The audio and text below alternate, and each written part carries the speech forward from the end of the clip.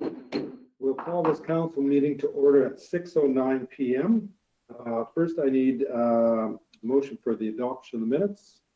Resolved that the minutes of the regular meeting of council held at City Hall on April 14th, 2020 be adopted as circulated. That's moved by Councillor Buds and seconded by Councillor Draycott. All those in favor? And that's carried. We have no delegations this evening, but we have a number of public hearings. We'll open the public hearing for variation order PC 1820. This is for Melco Developments Limited. And this is at 69, 87, and 89 Melco Drive. Is there anyone here to speak to the hearing? I need a motion to close the public hearing. Thank you, Your Worship. Be it resolved that the public hearing for variation order PC 1820 for Melco Developments Limited, 69, 87, and 89 Melco Drive now be closed, and I so move. Moved by Councillor Meyer and seconded by Councillor Buds. All those in favor of the motion? And that's carried. Okay, Council, in front of you from the Planning and Economic Development Committee, file number PC 1820. It's a request for variation, something we're not uncommon with. The issue is to vary the front yard requirement of 7.5 meters to be reduced down to 6 meters. As always, we can approve the variation or we can deny the variation application. So the background is that Melco Developments Limited are applying for a variation order to allow the front yard requirement of 7.5 meters to be reduced to 6 meters. And part of the rationale is the applicants would like to keep the area consistent for the new development. They have applied for and received variations for similar requests in as follows. You can see those in front of you right back from 2019-20 all the way down, gives you the minute references. In addition, there's a sketch there attached for your reference as well. This building, of course, is in an R1 residential single family zone. The application has been circulated to various departments. There are no concerns. In addition, public notices have been sent out to all property owners within a 100-meter radius, and there's been no objection. So with that said, it's the administrative recommendation, and I so move that the Council of the City of Portage la Prairie approve the variation request of Melco Developments Limited to vary the front yard requirement of 7.5 meters to be reduced to 6 meters at the properties number 69, 87, and 89 Melco Drive, which is legally described as lots 13, 4 and 3 Block 1, Plan 53601 in the parish of Portage la Prairie. Moved by Councillor Meyer and seconded by Councillor Buds. Any comments or questions on the motion? All those in favor of the motion? And that's carried. Next, we'll open the public hearing for variation order PC 1920. This is for Melco Developments Limited at 18 Spence Lane. Is there anyone here to speak to the hearing? Need a motion to close the hearing? Be it resolved, and I so move that the public hearing for variation order PC 1920, Melco Developments Limited at 18 Spence Lane now be closed. Moved by Councillor Meyer and seconded by Councillor Buds. All those in favor of the motion? And that's carried. Okay, Council, this again is from the Planning and Economic Development Committee. It is a request for a variation, not unlike the previous one. This is to vary the front yard requirement of 7.5 meters as well to be reduced down to 6 meters. The background is, again, Melco Developments is applying for variation order to allow the front yard requirement of 7.5 meters to be reduced down to 6. As previous, they would like to keep the area consistent with other developments in the area. And for your information, the property had received a variation back in 2018. It applied for an extension on the original variation in 2019, which have expired. The owner is applying for the same reduction as the original variance. And once again, the minutes are there for your reference as to previous variations that have been approved. The building is in an R1 residential single family zone. There is a sketch there for your reference. The application has been circulated to various city departments with no concerns. Public notices have been sent out to all property owners with a 100-meter radius, and there's been no objection. So it's the recommendation of this committee, and I so move that the council of the city of Portage la Prairie approve the variation request of Melco Developments Limited to vary the front yard requirement of 7.5 meters to be reduced to 6 meters of the property known as 18 Spence Lane, which is legally described as Lot 7, Block 3, Plan 53601 in the parish of Portage la Prairie. Moved by Councillor Meyer and seconded by Councillor Buds. All those in favor of the motion? And that's carried. We'll open the public hearing, and this is first reading of bylaw 20-8704. This is the Industrial Pretreatment Capital Reserve Fund. And is there anyone here to speak to it? Okay. Need a motion to close the hearing? Be it resolved, and I so move that the public hearing for the first reading of bylaw 20-8704 for the Industrial Pretreatment Capital Reserve Fund now be closed. Moved by Councillor Buds and seconded by Councillor Espy. All those in favor of the motion? And that's carried. Okay, Council, this public hearing is to create a new reserve account for the industrial pretreatment planning that's underway.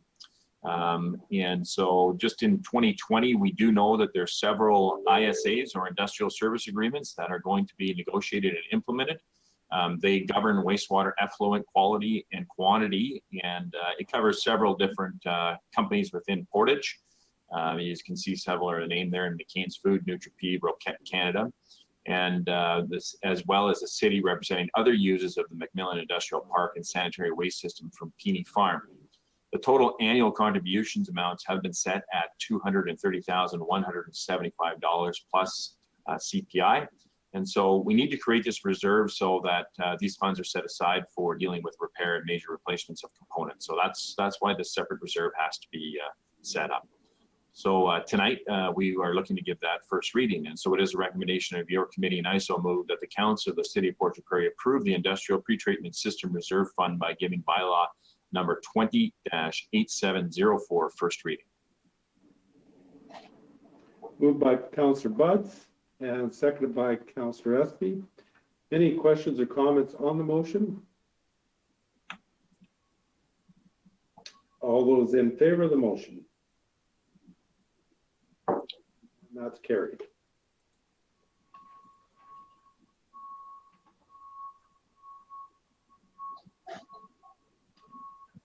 We'll open the public hearing, and this is first reading of the tax bylaw, 20-8706. Is there anyone here to speak to the hearing? Is this the public hearing for the financial plan? Mm-hmm. Yes. So your worship, there are several documents that are contained within this public hearing information, and it would be my intent to cover off the 2020 financial plan presentation prior to addressing any questions. So that would be my intention, is to go through that document, present it, allow for questions, and then close the public hearing and deal with the rest of the matters as it relates to the approval of the bylaw. Well, that's fine. If there's questions, we can always get back to the questioner. Maybe it's a presentation. Yep. Yeah. So if it's okay, I'll proceed with the particular document called the 2020 financial plan presentation during the open public hearing. So I draw. Sorry. No, Sorry? I think So we've opened the hearing. we've opened the hearing. Yes. So we called for speakers. So there's one speaker. Yes. But as I mentioned, I would like to present the financial plan presentation and then allow the speaker to ask any questions. So this document is presented in open public hearing, and then questions can come after that. Yeah. Certainly. Okay. Yeah. So this is a document that's been presented, obviously, or prepared, sorry, from all of the planning that we've done, not only from our budget, from a capital perspective, and where council and this administration plans on spending its dollars over the next 2020 and beyond. And so going into the next page under what to expect, this is an infrastructure heavy financial plan. And these announcements that we have made as a council to the public really focus on infrastructure renewal and enhancement, downtown parking. We've had announcements of that. We've already seen some action being taken on that regard. Downtown sidewalks and lighting, a commitment to making sure that the sidewalks and the aesthetic appeal of our downtown area is addressed. And also obviously the very significant project that is currently underway with our Crescent Lake Causeway. And so you can see some of the stuff that we're focusing on and what people can expect. Further to that, and sometimes it doesn't necessarily get all the same attention, but there is an increased industrial park in McMillan and Poplar Bluff infrastructure development. So that's not as front and center necessarily, but this council has been very, very consistent in approach for preparing for growth. And our investments in these two industrial parks is evidence to that, as well as our continual commitment to Saskatchewan Avenue West. And that particular item has been on several councils' agendas for a number of years. Very happy to report, though, that that is an item that we look to see happen this year and beyond in terms of our preparation for a complete renewal of that vital infrastructure here in our city. It would be remiss if we didn't actually comment on the impact that COVID-19 is having in our planning in our community. It has had some impact on project, and the recovery timing is just unknown at this point in time. But unless the impact escalates, the city can absorb financial impact on the budget. And so we've already dealt with at our last council meeting on projecting what the delay of payments for receipt of tax remittances and tax payments and other payments. And it is something that the city can absorb. We obviously are not, this is not a term that we're not unfamiliar with in social distancing. And we heard from the province this morning on their restart and the availability of vendors. Our own employee pool could impact project timing. So all these things, they could definitely have an impact, but at this point in time, management is looking at this very, very closely and keeping council really up to date on any impacts that we see. At this point in time, the impact is not significant, but that could still have an impact as we go through to 2020. So just to highlight some of the capital projects in 2020 that are going to be affected directly to the general fund. I'm not going to go through every one of these because they are included in our budget, but you can see there's a very significant investment that is being made by this council in several different areas from our general fund, totaling $4.5 million. Similar type kind of list, but this is more on our utility side of things. Very significant investment, again, is consistent with what's been happening year over year. You can see very significant numbers in 7.1 million and 6.1 million. So where's the revenue coming from in 2020? And you can see this is the next schedule on next slide here is the property taxes, obviously, is the lion's share of where most revenue comes from. City services and the province of Manitoba, local government grants. And then we do fund from our surpluses, some monies that come into where our general fund revenue comes from. So we're running with a budget of around $23.3 million in city revenues. And then it's just represented in a pie graph on the next chart. So again, as I said, lion's shares of over 50% of our revenue is still coming from property taxes.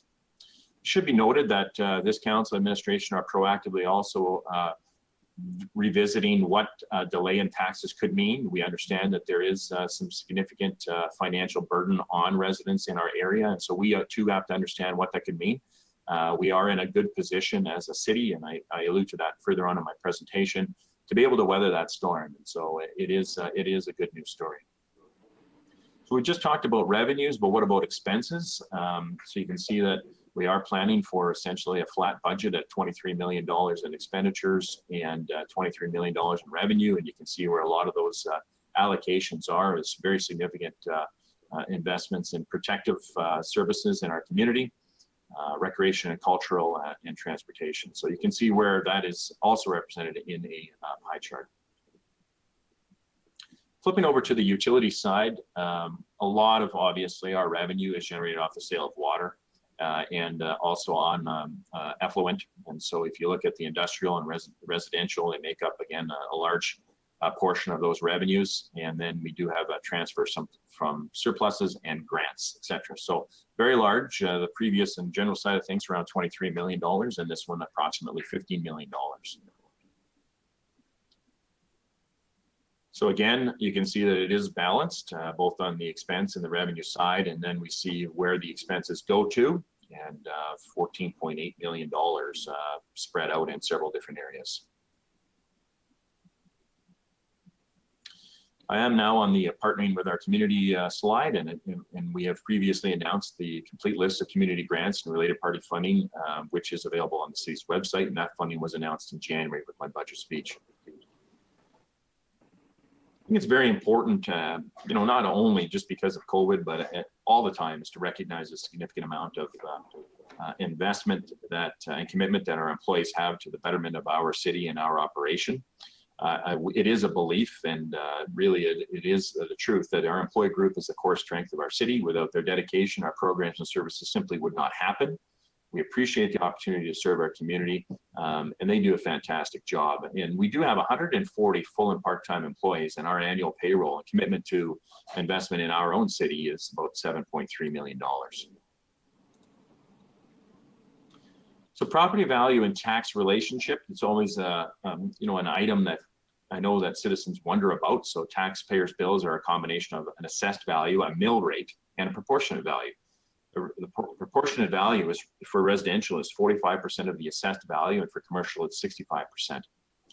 And so 2020 is an assessment year, and so what that means is the overall City of Portage la Prairie property values have increased by 11.87%. So you've heard me say before that if you're in an area where assessment is growing, that's a good thing. That makes your local economy have confidence in the fact that you're growing, and the property that is worth more today is indicative of an environment that is conducive to growth. So we do hear a lot about what is a mill rate, and a mill is 1/1000th part. And so if you look at it, 1 mill represents $1 of taxes for every $1,000 of proportionate assessment. So that's, we do hear what is your mill rate, and that's trying to give you some perspective on what that is. So in 2020, very positive news that all mill rates have been reduced for 2020. So property reduced by 1.64 mils, school tax from a residential perspective reduced 0.913, and school tax on a commercial reduced by 1.85. So it's a consistent trend in the province of Manitoba, and I think this is a real opportunity to be for our city and for our region to recognize that this council, as it's committed to for a number of years, is to make us as competitive as possible, and we're doing so by continuing to reduce our mill rate. And you can see now at the next slide the chart of the 22-year historical mill rates, and there has been a trend here, and it has been a reducing trend. We've had small blips, but overall, over a period of time since about 2009, 2008-9, we have seen a commitment to continue to reduce that mill rate. So what does this mean in terms of an impact on property taxes? You can see here that on a $250,000 residential home with no assessment change, I think that's the important part. We just said that assessment's gone up, so the reality of having no assessment change is not that many properties are going to feel that, but we do see that there's a change of approximately $287. So now the next example is that you did see a $25,000 assessment increase. So that means the property has increased in value. You do see a change of around $77 overall in taxation. So how do we stack up when we compare ourselves to other cities? And I think it's important to take a look at the $250,000 example, as well as commercial and $1 million. So you can see that we stack up favorably in these situations. And we do this purposely to take a look at how competitive we are. Now, this is only one indices of how the competitiveness is. We have a lot to offer in comparison to a lot of the peer Manitoba cities, and it just isn't on tax assessment. But I think it's still a good, and it's always a good thing to take a look at how you stack up against peer communities. As always, we've provided calculators, and we're doing that too. Again, there is the ability to determine your 2020 assessed value by visiting this link. You can compare that to your 2019 property tax bill and then use the 2020 tax impact calculator to determine your property taxes for this year. And all of those are on our city website, or will be. We did announce at our last meeting several financial assistance measures for COVID-19, and they are outlined here. The tax payment due date will be extended from July 31st to October 31st without penalty for those impacted by COVID-19. Talk a little bit here about the 10-year capital plan. The city completes a 10-year capital plan, and that, I think, is, I've mentioned it in many years now, that it's not a requirement. There's many times when it's only 5 years. I think that is the provincial assessment, or sorry, the provincial requirement of 5 years. 5 years simply is not enough time in order to take a long-term approach to how you want to plan for infrastructure renewals, et cetera. So we've done that. And we believe that the total assets will be $536 million by 2030. 230 million of those in the general and 305 million in utilities. So again, I talked a little bit about the budget being infrastructure heavy, and you can see that in these increasing asset values.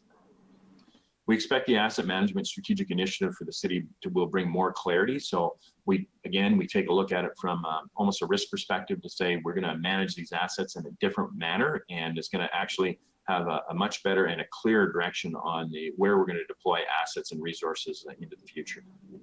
And so we are expecting a rollout of that initiative to be scheduled and completed by 2025.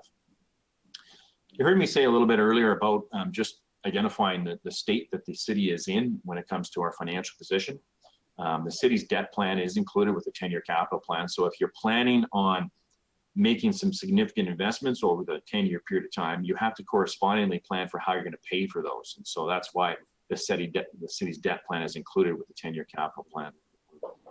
So in the general fund debt, there's $5.7 million by December 31st, 2020, and the utility debt, remaining utility debt paid in full in 2018. So you can see that we're not holding any utility debt right now. And by the end of this year, only $5.7 million in our general fund debt. And as a result of the planning, we are not expecting to undertake any new debt in 2020. So the Crescent Lake Causeway debt will not be needed until that major project is invested even further so in 2021. So you can see that, you know, for a city of our size, really, we're only carrying about $5.7 million in debt at this point in time, and we're in a very good position. Our annual debt payments are $1.6 million, and you can see that it's broken down to $1.2 million in principal and $374,000 in interest.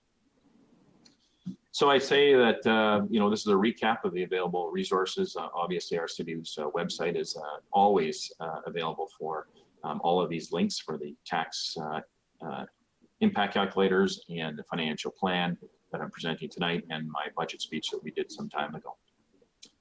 So that does conclude the presentation portion, Your Worship, and I wanted to make sure that we got that out in the public hearing in case there was some questions as it relates to that particular presentation. So with that, I think that we can now turn it over to questions if there are any. And at the conclusion of questions, we will then close the hearing, and then we'll move into council's acceptance of the financial plan. Okay, thank you, Councillor Buds. Luann, do you want to take the podium? Speak into a microphone. The microphone is here. Okay. Would you just state your name for the record, please? Luann Anderson. And we have 10 minutes for the presentation. Sorry, just do that then. My first question is, in the 2020 community grants, you show $20,000 for the Prairie Fusion Building Reserve. As the city owns the building, I am asking, why is this listed as a community grant?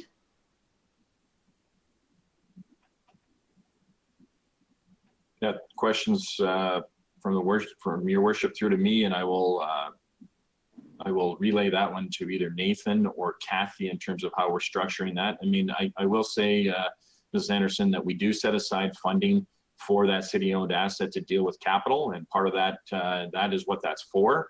I will ask for additional clarity from Kathy if you so desire to provide some. We do structure it as a community grant, even though we do own the building, because there's an active dialogue between that organization and the city as to what that funding is used for. It's not used for day-to-day operating expenses, but it's used for significant enhancements of the building. And we usually do focus on things that will actually contribute to the sustainability of that organization. And so that will become even more important as we come out of the restrictions from COVID-19. So just to clarify, there is a separate grant for the organization for operation. Does the 20,000 go into the reserve fund that was set up for the Gillespie? No, the rent goes into the reserve fund, I believe. Can you clarify that, Kathy? So there is 2 grants there, one for operating, and the operating grant is encompassed in the same area as the revenue we receive from the organization for their rental. We have a totally separate reserve for the building reserve, and it's very restricted as to what it is used for, and the funds are kept separate. It cannot be used for operating expenses of the building. Okay, thank you. My second question is, in the 2020 community grants, this year there is no financial support for the library listed. In 2019 and 2018, the community grant was listed for the library at $264,219. And I'm asking why there is no amount listed for the library for this year, There should be an amount listed. not in the community grants. And the amount that is in the 2020 financial plan and that was in the 2019 financial plan is similar. So in 2019, in the financial plan under library, there was an amount of $334,383, plus in the community grants, a separate amount of $264,219. In 2020, in the financial plan, there is an amount listed of $339,624, but there is no amount listed under the community grants of an additional 200 and some thousand. In 2018 and 19, both community grant years listed that amount of $264,219. So my question is funding being reduced to the library? Is that something that was missed? If someone could explain that. Kathy, are you able to explain that a bit for us? Sure, I can. So let me assure you that the city is continuing to support. It is a regional library, so it is supported by both the city and the RM because the members of that library are entitled if they pay taxes in those 2 municipalities. We have restructured the way we deal with the library, and the library has, I guess we'll say, moved to a partnership agreement with us. Let me assure you that the funds that we do give them is an operating grant, but we also support a number of their operating expenses directly, and those have not gone down. We are actually keeping in sync with inflationary increases to direct expenditures in that area. Thank you. Your worship, it's more of a presentation issue than anything else. There's no reduction in the type of funding that we provide under our agreement with the other partners with the RM for the funding of the library. Right. Thank you, Councillor Buds. My next question is, in the budget speech for 2019 financial plan, Councillor Buds announced an amount of $50,000 to be allocated for a public transportation study. Was that study conducted, and if so, what was the result? No, the study has not been conducted yet. I believe it's scheduled for fall. Fall of this year? I think so.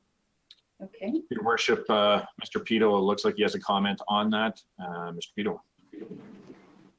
Through your worship to the presenter, the $50,000 was allocated as a possible reserve withdrawal from our environmental reserve, if I recall correctly. The purpose of that was to match potential federal funding. The process has been undertaken to apply for that federal funding, although a lot of other municipalities are looking for that basket as well. We do have that money, I believe, again in this budget, and the intention is if we are successful in achieving that grant, that matching, we'll draw from that reserve, match the federal funds, and then proceed with the study.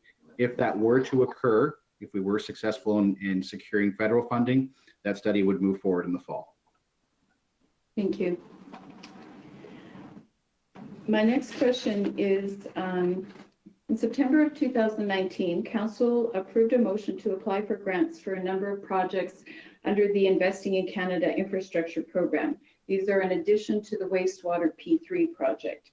One of the projects was for a water treatment plant expansion with an estimated cost of 40 million and the city's estimated cost of 10.7 million if grants were received. Have any grants been confirmed, and has the city allocated any funding in the 2020 financial plan? If so, can you advise me where it is included? Sure. Mr. Pito, would you like to talk about that, or? Through your worship to the presenter, the report that was provided in September was a ranking of community priorities. The province said, if you were to receive this funding, or if you were eligible, where would your top 5 priorities be? I think it was 5. So as an administration in consultation with council, we ranked 5 projects that we believe would be a priority. The water treatment plant upgrade that you referenced was one of them. However, ISIP funding has not been announced beyond the funding for phase 2 is sort of ISIP funding for a water pollution control facility. However, no other announcements have been made under ISIP funding. Your question regarding has funding been allocated in the 2020 budget for that potential project, should we be approved? If we were approved, there would be a lead up in terms of engineering studies and going forth that we wouldn't actually have to have any significant monies in the 2020 budget if we were announced as a successful project. That being said, if the federal government wanted to move very quickly, we could access a utility reserve to match the funding needed to move forward on that project. Thank you. Another question, has the tender been awarded for the wastewater P3? If so, has a final cost been ascertained? Because different final totals have been announced as the federal and provincial matching funds were announced. And are those amounts allocated, are the city's contributions allocated, and where in the financial plan are any of them allocated? Okay, so that has not been awarded, and we don't have final costs on it. Okay, thank you. My last question, is there any amount being allocated in the 2020 plan to make council meetings accessible for all citizens? Yeah, Mr. Pito, would you like to talk a bit about that? So in the previous year's budget, I believe it was 2019, there was an accessibility study option to fund an accessibility study. We have gone forward and done that accessibility study. I believe that will be presented to council at a future meeting. In that accessibility studies, it has recommendations on making City Hall more accessible and therefore council meetings more accessible. When that report comes to council, the council will give administration direction on how they would like to move forward. I believe there was a money allocation. I might have to get clarification from Ms. McFarland or I believe it was around $40,000 in the 2020 budget for accessibility, but I will need clarification on that. What I can say is that the accessibility audit and study has been concluded, and there will be a report coming to council shortly. And I believe there are smaller monies and applications out to access more money from the federal and provincial to look at improvements to City Hall. That is correct. There's actually in the budget, there is $48,000 allocated to accessibility. Thanks, Kathy. Okay, and can I just ask, if the study is being conducted, who was it awarded to, or what group?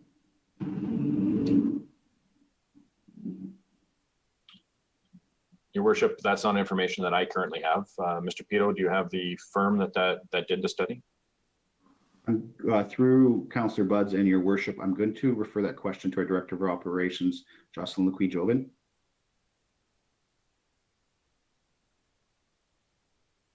Sorry, off the top of my head, I can't remember the name of the firm, but I can look it up and get back to you on that.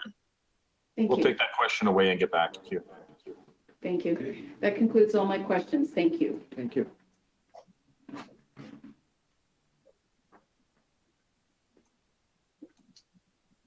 Okay, Councillor Buds? So if with no further questions, I will move then. It is resolved, and I will so move that the public hearing for the first reading of tax levy bylaw 20-8706 now be closed. Moved by Councillor Buds and seconded by Councillor Espy. All those in favor? And that's carried. Okay, so the background obviously is we approved the budget in January. The tax levy bylaw is comprised of the 2020 budget in the financial plan. It sets out the mill rates needed to raise the necessary tax dollars. As I mentioned, the 10-year capital and debt management plan are also part of that financial plan. I'm not going to go through the municipal tax levy portion of this because we did talk about that in the presentation. But some highlights. The 2020 financial plan includes spending of over $4.5 million for general capital and $7 million for utility projects beyond funding to commence a massive upgrade to our wastewater plant of $6 million in 2020. We do know that this is a multi-year project, and this project will not be fully completed until 2025 and is primarily funded by government grants. So we did hear that through some questions as well. We are dealing with major funding partnerships, both provincially and federally, to get this infrastructure built here in our region. I did talk earlier about the impact on the assessment of a property and whether that is seen an increase in the assessment value or whether they have not. And so you can see some of the calculations there. We do provide the tax calculator and the link on our website. And I think it's also noted, I said it once already, but the extension from July 31st to October 31st without penalty. And we just recently heard through the news that we are now accepting e-transfers for a payment choice as well. So that's good news. The city's debt management plan, as I said, is incorporated based on the regulatory requirement that a municipality cannot exceed 7% of its total property's proportion assessment, and debt payments cannot exceed 20%. We are in good standing. So the maximum debt level for the city is $42.9 million, and the annual debt payments can't exceed $3.9 million. So you heard me say earlier, we're well within the debt threshold and well within our annual debt payment restrictions. So it is a recommendation of your committee, and I so move that the bylaw number 20-8706, being a bylaw of the City of Portage la Prairie, to authorize the levying and raising of property taxes for school and municipal purposes for the year ending December 31st, 2020, be given first reading. Moved by Councillor Buds and seconded by Councillor Espy. Any questions or comments on the motion?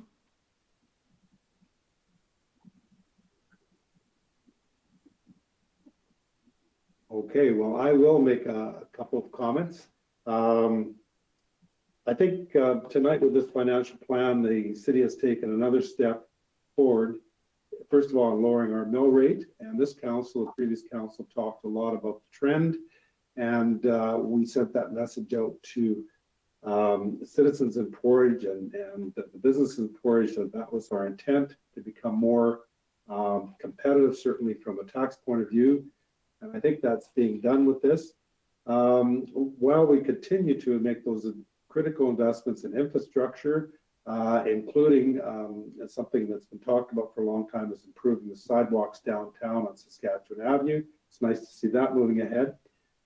This plan tonight represents a huge amount of work, certainly work by council, but especially work by our staff. And of course, put together by finance, and we recognize all the work that Ms. McFarland and her staff have done, but also every single department have had staff that have worked towards this. So I want to acknowledge them and thank them for all their efforts on bringing forth this plan for the citizens of Portage la Prairie. And any further comments? Okay, seeing none, all those in favor of the motion? And that's carried and unanimous. We're going to move into committee. First up is Finance, Legislative Property Committee. Councillor Buds, please. Thank you, Worship. I have nothing in committee, just an item in new business. Thank you. City Planning and Economic Development, Councillor Meyer, please. Thank you, Your Worship. City Planning and Economic Development Committee has nothing to report at this time, other than there is some new business. Okay, thank you. Community Services Committee, Councillor Draycott, please. Thank you, Your Worship. This evening, I don't have anything for Community Services Committee in committee, just in new business as well. And Waterworks Committee, Councillor Wall. Yes, Your Worship, nothing in Waterworks at this time. Thank you. Transportation Committee, Councillor Espy. Thank you, Your Worship. The Transportation Committee has nothing to report. Okay. And Councillor Knox. Public Safety Committee. Your mute might be on. There we Sorry, go. technical difficulties. So thank you, Your Worship. Nothing in committee tonight, but a couple of items under new business. Okay, thank you. We have no deferred business this evening, so we will move into new business.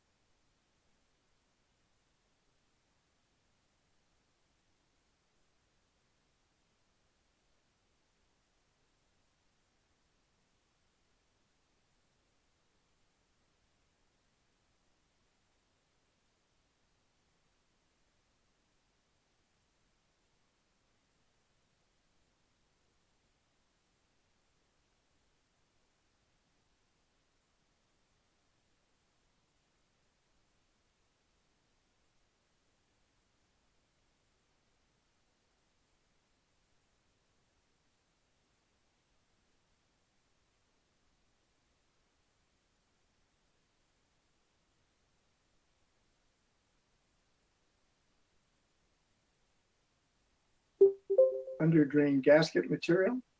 AWI Filter Company is scheduled to attend the site and assist our maintenance staff in replacing gasket material. This will happen after COVID-19 is over.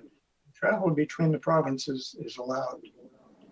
Phase 2A is completed with a few warranty issues to be dealt with, including the new mag meter for the distribution system. The meter reading is erratic on high flows. Contractor also needs to replace makeup water pumps for in-plant process. Work phase 2B is started with the planning and installation of backup generator system for the water treatment plant facilities. Work is scheduled to be completed by September. Tenders for the active flow air scouring system and replacement of the ozone generator should be released in May. I should comment that that backup generator system will free up the trailer mounted generator system that can be used in sewage lift stations as well. Phase 3, the functional design for further upgrades to water treatment plant has started. A pilot project took to look at using membrane technology as future treatment process is underway and will finish in early June. The functional design final reports to be completed and shelf ready by January 2021. At the Water Pollution Control Facility, during the first quarter, the WPCF has treated an average of 15.8 megaliters of wastewater per day for a total of 1,436 megaliters. The facility operated within the Environment Act licensed discharge limits for 100% compliance. Final components of the low-rate anaerobic reactor contract were completed and the system is operating as intended. The removal efficiency is averaging over 90%. As the end of February, industrial wastewater from Simplot is no longer being sent to the WPCF for treatment. The efficiency of the new low-rate anaerobic reactor and the removal of Simplot loadings has significantly reduced the amount of solids inventory in the sequencing batch reactors. Required solids removal. However, this has also reduced the amount of food for the bacteria that require treatment. A significant increase in ammonia has been noticed, which impacted toxicity results. I think I talked in committee about how we send final effluent to be tested with trout. However, ammonia levels continue to be acceptable, and staff have taken basin 2 offline and made other adjustments for the other 3 basements to ensure effective treatment. The thermostat on the low-rate anaerobic reactor flare malfunctioned and biogas was vented to atmosphere from April 16 to 22. As a precaution, staff routinely recorded gas levels around the facility and no detectable gases were reported during this time. Daily updates were submitted to Manitoba Conservation and Climate. Progress continues with the new nutrient removal project. The city has hired a project manager and technical advisor. Requests for proposals for legal, business, and fairness advisors will be released in May. In the Waterworks Division, the Waterworks Division has been busy with repairs and maintenance. This quarter, the staff repaired 2 force main breaks, 4 curb stops, 2 sewer main breaks, and 3 water main breaks. Other regular routine maintenance is being completed as required. Amid COVID-19 concerns, routine tasks, maintenance, and capital projects are all moving forward. Staff are practicing physically distancing, sanitizing areas, and wearing protective equipment as needed, and limiting interaction with others. And that's my report, Your Worship. Thank you, Councillor Wall. Next on the new business is the March 2020 building reports, and Councillor Meyer, please. Thank you, Your Worship. Councillor, of course, as usual, you'll find that there's 2 reports there. One, of course, is for the city and the rural combined. But I will draw your attention to the March 2020 building report combined, as the planning district, we know, is regional, and we do like to look at these numbers on a regional basis. So, of course, 2 years of month-over-month increases and year-over-year record increases. I believe we've seen a bit of a decline, which is certainly not unexpected in total permit dollars. And I think a larger portion of that has been attributed to a lot of the major projects being completed or close to completion and so on. So even though it's down, I just do want to point out that the actual number of permits are up, and they're up almost about 15%, and primarily to new single and new double residential dwellings. So there's still a lot of activity going on, and a lot of expected activity in the near future. So I just wanted to point a couple of those things out. Is there any questions? Seeing none, Your Worship, that would be, I'm sorry? Go ahead. I was saying, seeing no questions, that would be my report. Thank you, Councillor Meyer. The next item is the extension of the Corps Commissioner contract, and this is Public Safety Committee. Councillor Knox, please. Thank you, Your Worship. We do have this item of new business, and it is to authorize the extension of the City of Portage la Prairie bylaw enforcement contract with the Canadian Corps of Commissioner of Manitoba for an additional year. Our alternative is to deny the extension. A little bit of analysis on this is that the 3-year bylaw enforcement contract with the Canadian Corps of Commissioners expires on April 30th, 2020. Clause 1.01 of the agreement allows for a 1-year extension. Administration has determined that with the current changes to our bylaw enforcement duties and staffing requirements, it would be best to utilize the 1-year extension rather than re-tender at this time.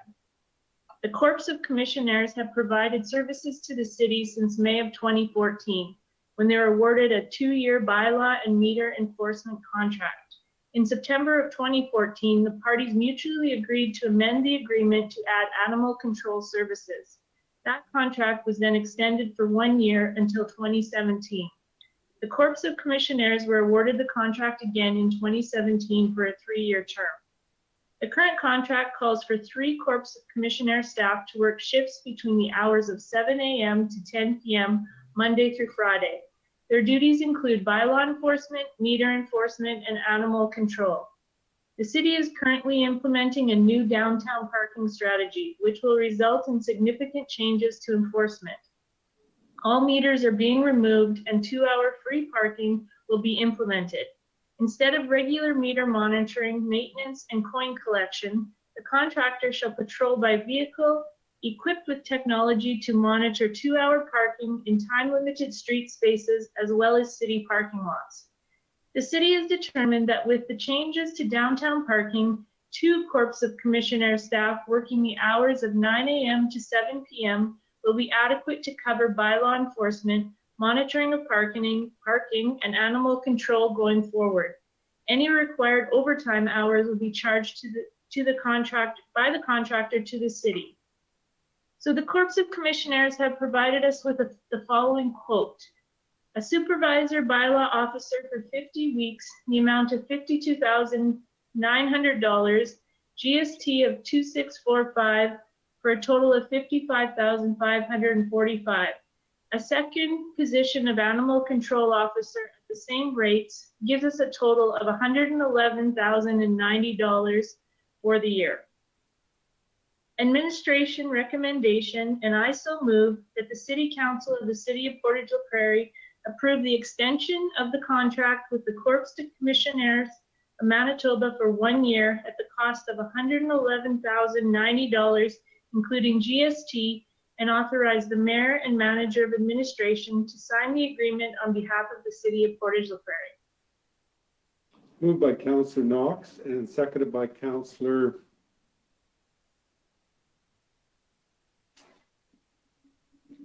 Budds. Any questions or comments on the motion? Councillor Espy? Yeah, I do have a couple of comments. I guess my question is, if we know exactly what this is going to cost, or we have a pretty good estimate of it, why are we extending the contract versus putting out new RFPs? Because I've been approached over the last year by a couple of different security companies that have expressed interest and are very much looking forward to taking a shot at this contract. Sure. Mr. Pito, could I refer that question to you? Yeah, through your worship to Councillor Espy, administration did consider that. Reminder that the contract signed in 2017 by council does allow an extension based on mutual decision between the parties, which is what we're bringing forward to council tonight. The reason we considered not tendering is because the amount of change we're currently going through in regards to our bylaw services. By that, I mean, we're removing meters with our current party. We're implementing a new strategy. There's a lot of changes happening at once, and administration felt it was best to consistently work with the same party rather than have a change of party and a change of a total delivery model. At the same time, we thought it would cause a lot of confusion and disruption. Overall, because of the loss of revenue from removing the meters, we were able to work within our current contract model to adjust the hourly rate and service delivery that we felt we're comfortable with. So it is a recommendation from administration right now that we believe that sticking with commissioners for another year is the best option for the city of Portage. Again, this is ultimately up to council. If they feel they would like administration to investigate other opportunities, that is definitely the direction that we could take. But from an administration perspective, we felt that this was the best option to cause the least disruption to our services with a huge change to our delivery model. Thank you, Mr. Pito. Other questions or comments on the motion? Councillor Draycott? Thank you, Your Worship. I actually have a couple of comments. I'm not sure if Mr. Espy was done or not, but so I would echo what Councillor Espy had said. There are a number of companies locally in our community that are looking for this contract to come back. I don't support just moving forward with a one-year extension. I do have some concerns as I feel, I'm not sure that, I feel that we need to review as a city that we are getting everything that we have asked for from commissioners. If we were to move forward with that one-year contract, I know that there have been issues with reports that have come to council, and that has been looked into, and we've heard a couple of times that there's been issues that have been addressed from a bylaw or a parking meter perspective. I'm not comfortable moving forward knowing that there were issues in the past unless we know that they have been fully covered. I also have concerns with moving to a 7 p.m. timeframe because that would be animal control that's directly affected by that, not the parking strategy at all. Between that 7 and 10 p.m. timeframe, do we not see a significant number of animals being brought in? And therefore, those calls, if commissioners are not answering their phone, are being forwarded to our fire hall, I believe. And so if we move to 7 p.m., then what happens with those animals that people are collecting or capturing and holding until commissioners can come and collect them as an animal control standpoint? What is our expectation of the community? Because currently, I believe it's let the animal go, but we also don't want to have animals running around all hours of the day as well. So I do have concerns.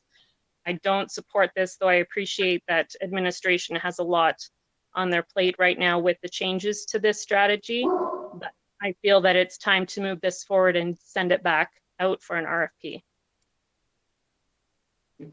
Mr. Pito? Through your worship to Councillor Draycott, if I could address several of Councillor Draycott's concerns that she brought up. So she is correct that the hours for animal control would be adjusted.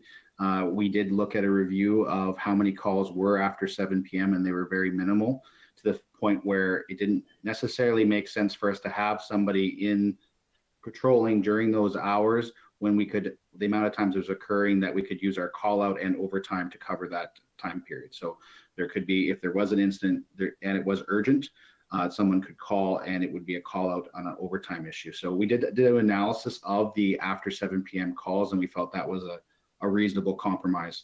As council understands, a lot of these decisions to cut costs in terms of our overall bylaw delivery services has directly relation to our parking strategy with reduction in revenue. So, administration's trying to bounce those two directives from council. In terms of concerns that have been brought forward by council, you're absolutely right. No product delivery we have from any of our contracts is perfect, and there have been concerns that have been communicated at the council level and directly with the provider. Those concerns have been brought up with new management at commissioners. So we are communicating those concerns. Now, I will say, because this is the first time we've had an opportunity to discuss this with council, if council has additional concerns and don't feel comfortable extending this contract at this time, or need more information, they're more than welcome to defer this decision. If council decides to defeat this tonight, we could definitely continue our services on a month-by-month basis with commissionaires. There are some challenges with tendering this contract at this time and switching because of COVID-19, but I think we could continue with our provider on a month-by-month basis and pending us going to a full tender, if that is the will of council. So that's an option, is to defeat this, and that's how we would progress as administration. Or if council wanted to defer this, administration could bring back additional information to council. Councillor Budge, you had your hand up. Yeah, thank you, Your Worship. And actually, Mr. Pito, you were just fading out a little bit there in your audio, but I think I did catch that we do have an option then, because my concern was around the timing with the contract expiring at the end of April, and here we are. It didn't really give council an opportunity to take a look at other options if this is the direction we wanted to go. So I don't have any other questions other than I appreciate your comment on we can go month to month until such time as we were to make another decision. So I appreciate that. And I don't have any further questions, Your Worship. Councillor Draycott? Thank you, Worship. I do appreciate the feedback, Mr. Pito. I do have a follow-up question for you, if I will. If we were to move to a 7 p.m., no matter who would be looking after that contract, and be able to utilize overtime hours after a 7 p.m. to, say, a 10 p.m. call, does commissioners have a good track record of answering their phone up to 10 p.m. right now? How do we know that they're going to be accountable to answering their phone and going out and assisting people that have animals that need to be picked up? That's one of the concerns I've heard. Through Your Worship to Councillor Draycott, a very reasonable concern that any provider, there could be some challenges with after hours callouts. If we were to move forward with commissioners, we would obviously monitor that. And if this post 7 p.m. call out period is not working, we have the option in the contract to adjust the hours accordingly. I think I should clarify that the rate that you're seeing for the cost of it is based on estimated hours. We have a set hourly rate that we can adjust in year if we see the need to. So if we found this isn't working, administration could adjust in year within the boundaries of the contract. Okay, thank you, Mr. Pito. Councillor Meyer. Thank you, Your Worship, and I certainly echo Councillor Esty.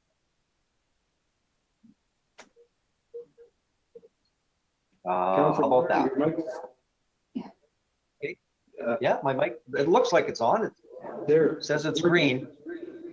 Okay. We're working now. Okay, sorry. Thank you, Your Worship. And I just want to echo what Councillor Espy's and Councillor Gracecott's comments as well. The only question I have would be, if we do deny this extension of the contract, you said it now reverts maybe to a month-to-month basis, would you be putting out an RFP right away for it? Or just to clarify, or are you bringing other options back to council again?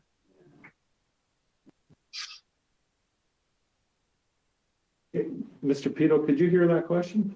I could, thank you. Through Your Worship to Councillor Meyer, I believe the question was, if we defeat this, what would the next steps be?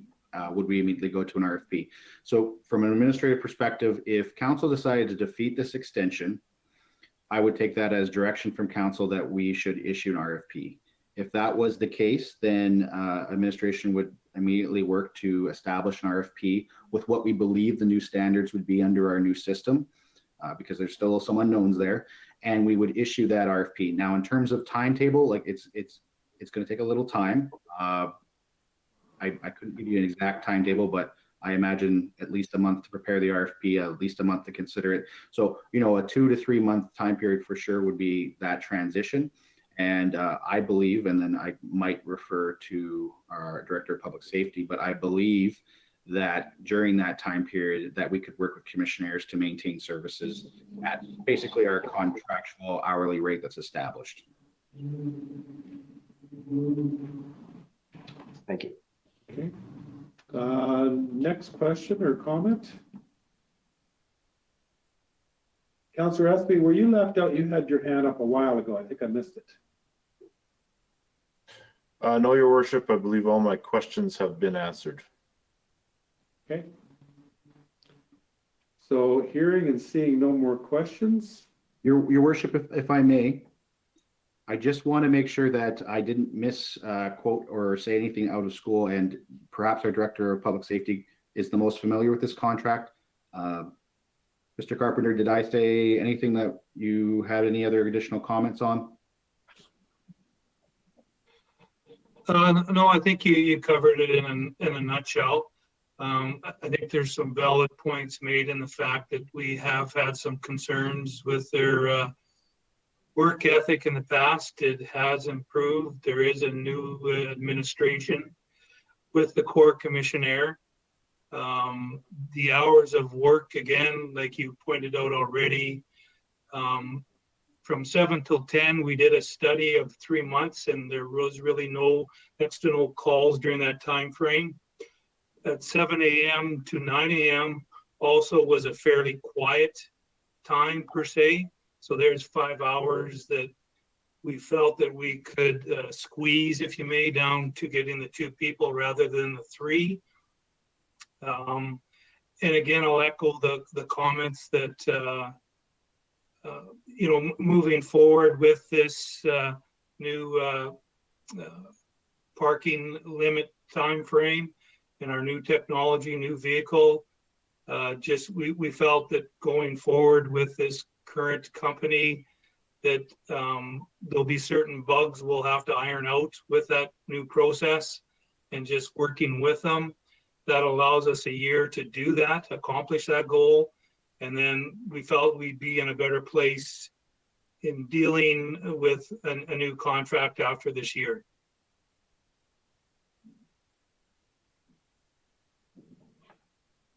Okay, thank you, Chief Carpenter. Any further comments or questions? Councilor Knox? I just have one. Nathan, when we do an RFP for something like this, does it have to be a 3-year contract? Like, that's my biggest concern, is the fact that we don't know what this parking strategy is going to look like. And I would hate to put it out and then get us set into something for 3 years and find out those aren't the services that we need. Or can we set that for a shorter term if it was a new company? Through your worship to Councillor Knox, the standard contract that has been done in the past has been slightly longer, 2 or 3 years. If we were going to sort of restart and go to an RFP, I would probably do something like 2, and with the extension of 1. I would say that when you sign a contract, you are usually somewhat committed to the amount of hours, but all of these contracts have provisions. With required notice, you can shorten the term. With required notice, you can change the hours. With required notice, you can change the staffing. So we protect the organization in the contract to allow for some level of adjustment. That's acceptable to the provider, because you have to remember the provider's depending on a consistent cash flow for their employees. So we usually put provisions in the contract that protect the organization and allow for amendments in the term of the contract, but they will have a required notice period.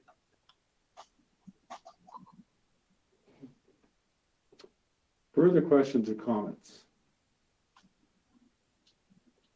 Okay, seeing none. Okay, we have a motion on the floor. All those in favor of the motion?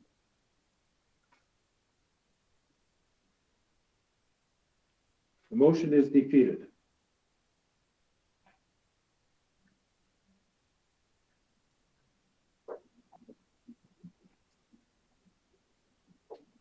Okay, we're going to move into first quarter reports for 2020. This is for information only, and this is city planning and economic development. Councillor Meyer. Thank you, Your Worship. And of course, Fred is the Portage Regional Economic Development, which is the economic development arm of not only the city, but our region. And I just want to take a real quick moment, certainly just to thank all of our businesses that have been going through the tough times the last couple of months, and especially for those that are non-essential and closed. We understand it's certainly a difficult time as well. And also for those essential businesses that have maybe been putting yourselves a bit at risk. And I know following the Manitoba Health guidelines, but they're for when people need groceries and services and so on that are available. So I did want to take that moment just to thank for both of that. And of course, going forward, hopefully some of these restrictions that have been, I guess, pulled back a little bit, that we certainly, just a reminder to adhere to the Manitoba Health guidelines as well. And the faster we do that, the faster we get back to whatever the new normal might be. So that said, our executive director, Ms. O'Leary, has been our party executive director since December officially, but really this has been her first full quarter on her own from January until, of course, the end of March. So I'm going to take and turn it over to Ms. O'Leary right now, and she can just kind of handle a couple of information points based on her first quarter report. Ms. O'Leary?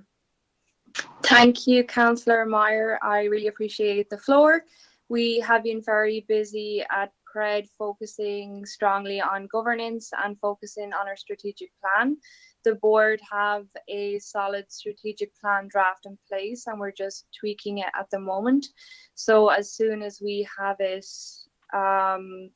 complete, we will send it to council as a guideline there.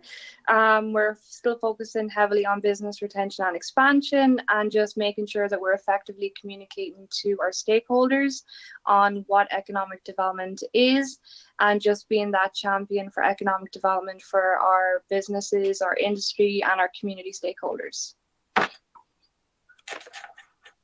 Thank you, Ms. O'Leary. And I just want to point out real quick that even though it's her first quarter, I just want to take this opportunity to thank Ms. O'Leary for the passion and the dedication that she's shown to the economic status of not only the city, but the region as well. So that encompasses everything from tourism and so on. So if there's any questions for Ms. O'Leary?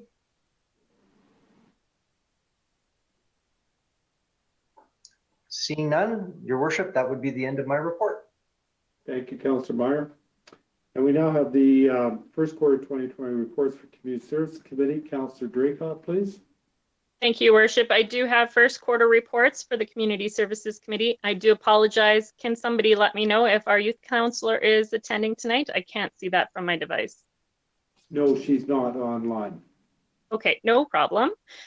So for the youth counselor, she did outline her attendance at City Council, her meetings with the principal of the Portage Collegiate Institute, her maintenance of the Facebook account, as well as she planned and held her Meet Your City Council event at Portage Collegiate Institute, which was a great event from what I heard. So that is the Youth Council report. I do have the PCRC report as well. I would ask, is Ms. Espy available to go through that report for us this evening? I can. Thank you, Councillor Draycott. It's just our fairly standard report from us. We did wrap up the grants program last year, so we did have 10 applications where we granted out just over $35,000 to the community. $42,000 was leveraged in additional funding. So just about $78,000 went into community programming. We just signed a new 5-year agreement for the local immigration partnership programs, and we are hiring a second staff for that project. You will notice in the report that there's something new called the Reaching Home program, and the Reaching Home coordinator did provide some comments on what she's been up to. So Reaching Home is a program through the federal government where we secured 5 years of funding, and it's Canada's end to homelessness strategy. So Pauline Johnson started with the PCRC in January of 2020 and has spent the past few months doing a lot of policy and procedure writing and spending some time in Brandon with their Reaching Home program, getting to know a little bit more about her role and what that will look like in Portage moving forward. Lots of progress with the Bear Plan. So we successfully incubated that project at PCRC, and they're now their own incorporated organization, which is really exciting. And just recently, they've announced that they have a dedicated needle crew, which is very exciting. Other than that, I think it's just everybody just provided a little bit of an update, and it's there if you care to read it. Perfect. Thank you very much. And I would like to say congratulations and thank you to PCRC. You would expect that somebody who's in community outreach and programming would see a decline in activity in the current state that we have, but it's my understanding that you've become just as busy, if not busier, with some social servicing in the community. So thank you for your part in that. We do also have the Heritage Committee report. So the Wallace Mausoleum renovation is postponed owing to COVID-19 for the moment. So that is something that they've been anticipating for a while that has to be set back. There is various meetings that have been going on for the Heritage Committee as well. The book cover was approved by the mayor and the city manager, so that's some exciting information. And something that I love to see on this report was that the Heritage Committee did meet with Nicole Nielsen from PCI to select natural heritage signs for Crescent Lake walking path. So if you'll remember, a group of students came with their teacher to council from PCI with the opportunity to add some natural heritage signs around Crescent Lake walking path. And we did suggest that they meet up with the Heritage Committee to see if they could get something going on that. So it's good to see some partnerships happening in the community as well. The Public Art Committee, they didn't have any activities in this quarter. They are still waiting for responses from call to artists from last quarter. The Portage Parks Committee did actually issue an RFP for the interactive fountain that had gone out, and we are expecting that to come back shortly. And then some decisions will be made around that, as well as there was some further fundraising opportunities that came up for the Parks Committee, and they're just waiting on word back from that. So that is the complete Community Services Committee reports. If there are any questions, I can venture to answer.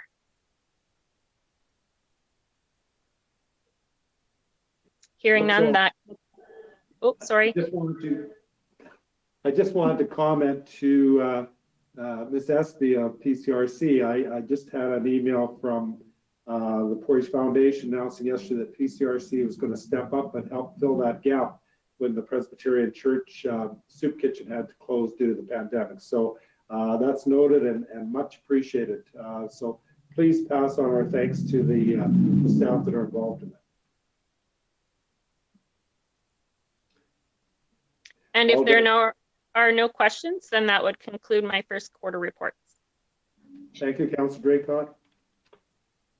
And first quarter reports for 2020, this is Public Safety Committee. Councilor Knox, please. Thank you, Your Worship. We do have the RCMP report in front of us tonight. Inspector St. Pierre is on the call, so I'll turn it over to him to hear some of his comments, but I'd also really just like to hear a little bit about how the RCMP are dealing with the COVID-19 pandemic in our community, as an example. Good evening, Your Worship and Council. With regards to COVID-19, we've taken a lot of pretty drastic measures to ensure the protection of our critical operations staff. There's approximately 8 of us, myself included, that work from home because we're deemed non-critical and we want to mitigate the amount of risk of illnesses or COVID being brought in to weaken the immune systems. If, for instance, one person on a watch is in contact and is actually confirmed to be COVID related, we lose 7 people on that watch. And then we're relying on headquarters out of D Division in Winnipeg to backfill those positions. So we've taken a number of measures to both keep morale going and to protect our staff. And it seems to have been working really well over the last month. We've had a couple self-quarantine, because their spouses are demonstrating symptoms, et cetera, but so far we're waiting on one, but so far the other one has come back negative. If you have any other questions for COVID, I'll leave it till after. With regards to the city's first quarter report and the RCMP's fourth quarter report, which are one and the same, we have seen a decrease in a number of different occurrences, from persons crimes, property crimes, mischief, traffic violations, traffic collisions, impaired drivings, and prisoners lodged. We have seen some increases in attempted theft of motor vehicles, marginal increases, mind you. Same thing with break and enters, and increases probably about 10% in 10 to 15% in federal statutes, marginally in criminal code, and common police activities, quite a few, probably about 20%. With regards to our current human resources, in the last quarter, we had 2 vacancies under the municipal contract of FTEs. As of April, we're currently down to 1, and that is the school liaison position, which we moved on to a watch. And so that is funded half by the city and half by the school division, and we anticipate that position being vacant from now until September. Our municipal employee staff is up to par. And you'll notice there's a number of transfers out and a couple transfers in. The vacancies we are seeing are on the provincial side. So with the exception of the one on the municipal side, we're in good shape. Our overtime is on par for this quarter at $75,000, as well as court commissioner costs at $21,000. I know I'll be questioned with regards to the surplus of near $400,000. So I'll leave that till afterwards. As for my operational budget, which I'm allocated, approximately $500,000, a little over that, to run the overtime, the operations, court commissioners, we are right on budget with that. With regards to our initiatives and goals, we met all of them except for 2. And if you have questions about the ones we met all of them or exceeded, I can answer those. But the 2 that we didn't were specific to changes in legislation. The first one being Bill C-75, which affected the retention and condition checks of offenders, right? Dealing specifically with vulnerable persons, which include Indigenous, mental health issues, poverty, et cetera, with regards to vulnerable persons. As a result, the number of curfew checks and condition checks were down from our goal. And then the second statistic that was down, we had set our impaired driving charges goal at around 100 because it was lower than previous years, and we had hit that for 2 consecutive years. And then this year we came down quite a bit lower with that number, and we attribute that partially to COVID-19, partially to the new provincial legislation with regards to sobriety checks, which have added a ton of confusion for police services across the province on how that is to be enforced, if you will. So we've given some extra training to our members in March, and we're expecting to see that those numbers, once COVID situation is stabilized, we'll get back to normal.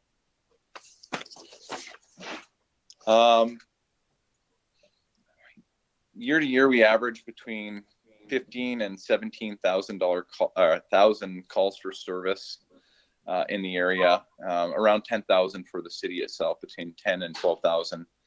In the last quarter, we had almost 2,000 calls for service, which is down again due to COVID. So, subject to any question that your worship or council have, that is pretty much my report.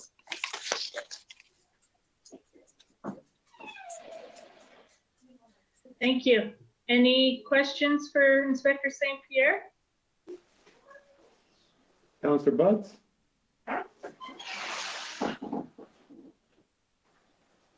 You're muted. I know that you had mentioned earlier in a report that you were going to prepare basically just an overview of the $400,000 surplus for council to consider or to have a better understanding of. Do you want to just highlight some of that for us? Yes, so there's clearly an issue with the surplus and monitoring that and reporting that. So I'll be working on some systems with the municipal finance clerk and my executive assistant and management team. Essentially, the reason we are over or we have that surplus is because on average the last couple of years we've ran about 23.5 of the 27 positions funded. And so that is largely due to vacancies, due to transfers, and the time it takes for incoming people to transfer in. It also covers off mat leave, pat leaves, and sick or injuries. If a member, for instance, is injured for in excess of 30 days, they're switched to a different medical collator, as we call them, or billing structure, and the city isn't paying for that position at that time. So some of those issues are really unforeseeable. For instance, the injury side of things or the illness side of things. But certainly the transfers in and out are foreseeable, and that's something we'll look to bridge the gap on to ensure that the variances are mitigated. Yeah, thank you. I think that's the ask, is just to ensure that we have a better projection in terms of what quarter end and year ends will look like. So just an extension of that one question then. So we saw a lot of success last year when we had increased RCMP awareness in our downtown area. That was very well received by businesses downtown who were feeling the effects of crime. What do you foresee our ability to be able to replicate that type of programming this summer? Of course, with the COVID environment, that'll remain to be seen. If everything went back to normal, we do have a plan in place to increase those patrols and have something similar. I think I reported the last quarter to council, or the quarter before that perhaps, was that when we ran the statistics, we didn't see any improvements as far as reports of crime in spite of those patrols last summer. But certainly the public perception and police presence is definitely welcomed. So our goal is to definitely look at other ways to mitigate crime, certainly to businesses as well as the community in general. So we will be working with our partners in the city on that as well. Thank you. Inspector Pierre, I just thought of a question. What has happened with our school liaison position with schools being closed? Is she still providing support, or how is that working? Well, there's no support to the school division at this point, because generally that support is through presentations and through officer presence in the schools. I know the school divisions have finally got to a point where they're in a position to actually work through various database and communication systems like Teams and OneNote, I think it's called. But we don't have that capacity. And so in order to ensure that we had appropriate coverage on our watch system, we moved that school liaison position, Constable Ellis, to a particular watch to help improve officer presence in the community in general. Thank you. If there's no other questions Councillor Draycott? Thank you. I just had a question. I know that you had alluded to COVID-19 possibly being reason behind some of the reductions in the crimes that we're seeing. Person crimes, property crimes, even mischief is slightly down.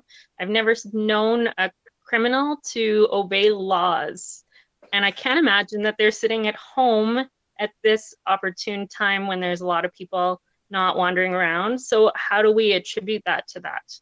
Is it just different people in our community, or are people obeying? Well, I think it's a combination of the things you mentioned there, but also we have changed the dynamic of how we respond to lower priority calls.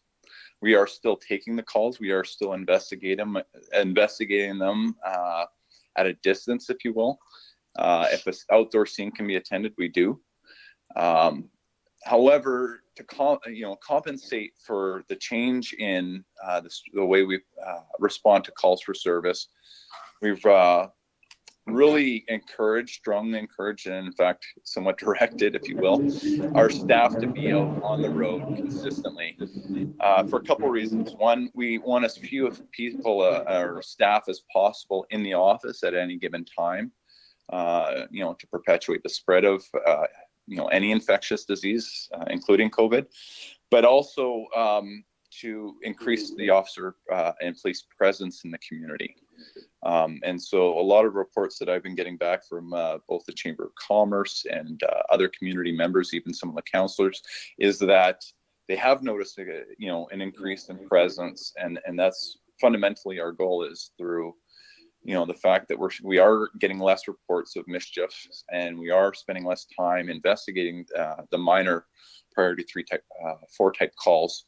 It allows our officers to get out and ride solo in cars, to prevent, again, which gets more cars out on the road and prevent crime. So with the everybody kind of keeping indoors and observing, the COVID regulations, we have seen a decrease in that kind of those type of crimes. Less people are at work and leaving their property vulnerable, et cetera, et cetera. No one else? That so ends my report. Thank you, Inspector St. Pierre. Thank you. Good evening. Thank you, Councillor Knox. We have no old business, so we're going to adjourn council at 7:48 p.m. and we're going to move right into committee.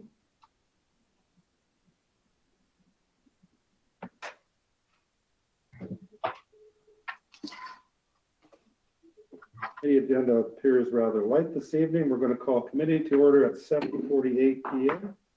First up is Finance Legislative Property Committee. Councillor Budds. Thank you, Worship. Your committee has nothing to report. Thank you. And City Planning and Economic Development, Councillor Meyer. Thank you, Your Worship. The City Planning and Economic Development Committee has nothing to report. Thank you.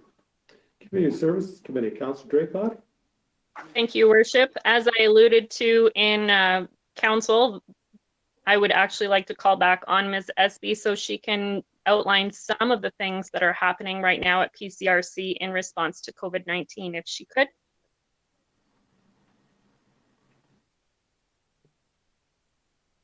Thank you, Councillor Draycott.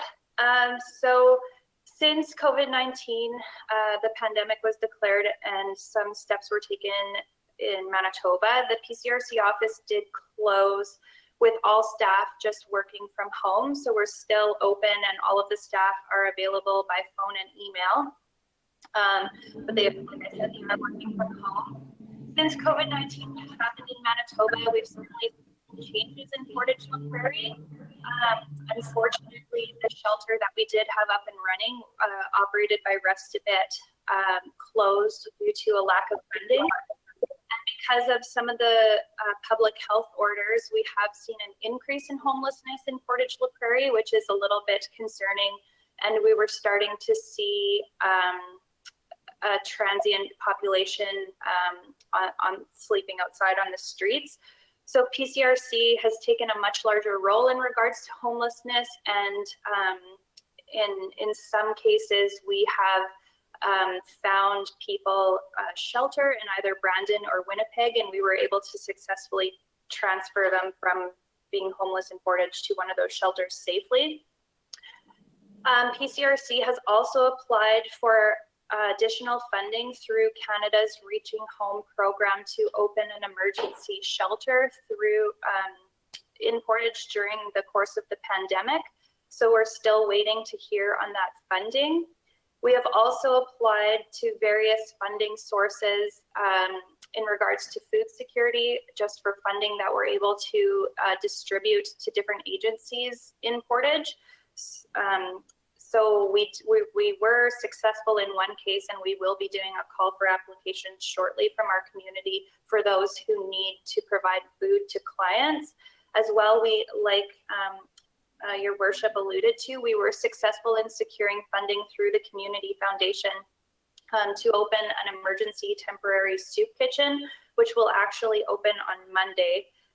The soup kitchen will run 3 days a week out of the Family Resource Center for those who need it. The First Presbyterian Soup Kitchen that was operational closed for the pandemic as their volunteer base. The majority of them would be in a higher risk category. So unfortunately, they did have to close, but we're thankful that we're able to open a temporary soup kitchen in partnership with Portage MCC, the Family Resource Center, and some community volunteers, as well as some Hutterite colonies.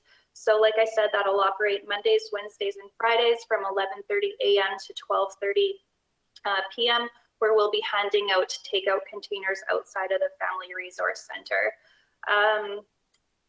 My team is incredibly busy. Mary from Wowokia and Pauline from the Reaching Home program have taken on a large role in regards to responding to needs of our vulnerable population. So they're working very hard, and we are quite busy.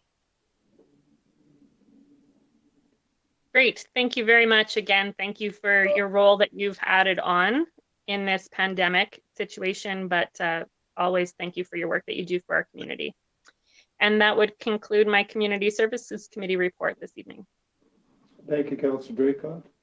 Councillor Wall of Waterworks Committee, please. Yes, Your Worship. I'd just like to remind the public how important water and wastewater treatment are in times of pandemic like this, in preventing the spread of disease and helping with public health. I'd like to thank the staff at water and wastewater facilities and management, as well as the Waterworks crew for all they do in that regard. Thank you, Councillor Wall. Councillor Espy, Transportation Committee. Thank you, Your Worship. The Transportation Committee has nothing to report. And finally, Councillor Knox, Public Safety Committee. Thank you, Your Worship. Public Safety has nothing tonight. Thank you. So committee is adjourned at 7:53 p.m. And Councillor Bunce, could you just stay on or give me a call? I had a request from the media for you. I can stay on for a minute.